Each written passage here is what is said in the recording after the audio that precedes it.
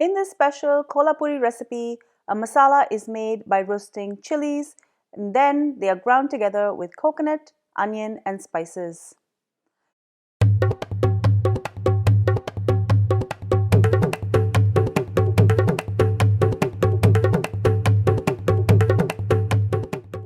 Here's how you make the Kolhapuri masala.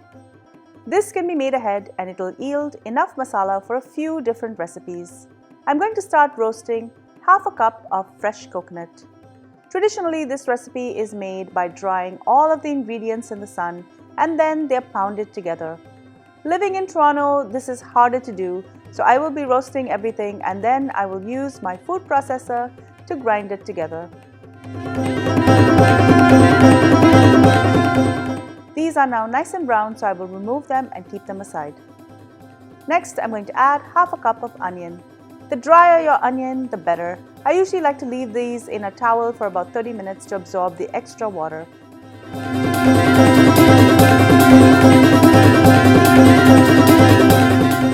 Once brown, I will remove this and add it to the coconut. Next, I'm going to add in 2 cloves of garlic. This is roughly about a tablespoon and I've just sliced it. I'm going to add half a tablespoon of Khus Khus or white poppy seeds. I'm also going to throw in a couple of whole spices. I have 2 Star Anise, 2 black cardamom, 5 green cardamoms and 2 inches of cinnamon.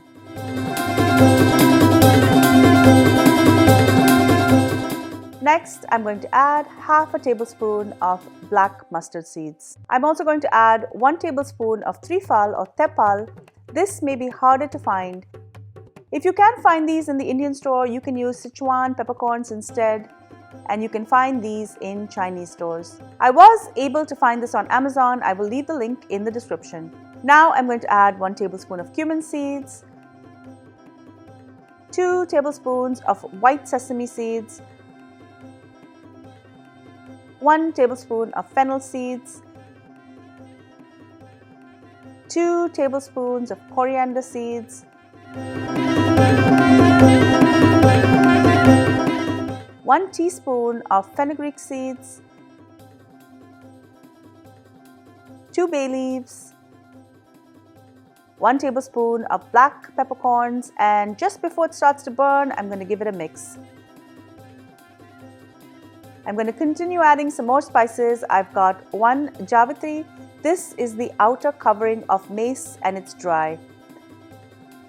I'm also going to add 1 teaspoon of Dagad Phool. This is called black stone flour and you can find it on Amazon if you can't find it at your grocery stores. I'm going to throw in 10 cloves and I'm going to roast everything well and keep it aside.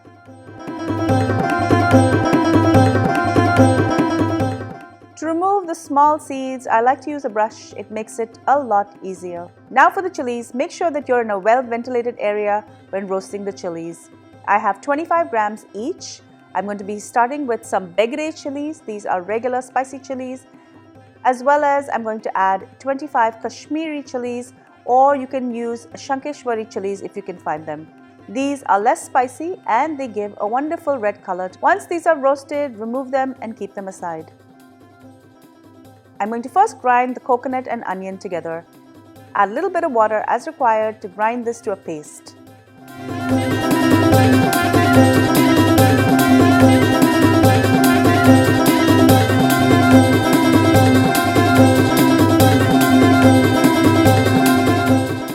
Now I'm going to add in all of the other spices we roasted.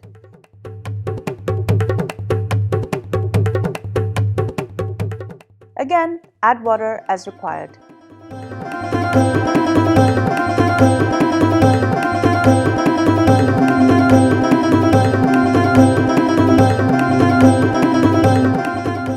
Finally, I will add in the chilies and some more water. And I'm going to add 1 teaspoon of turmeric and 1 tablespoon of salt. I'm also going to add 1 teaspoon of Asafoetida or Hing. This will help in digestion. Add a bit more water and grind this. This paste can be used for mutton, chicken, or veg curries. Store it in the fridge for a week and in the freezer for a longer period of time.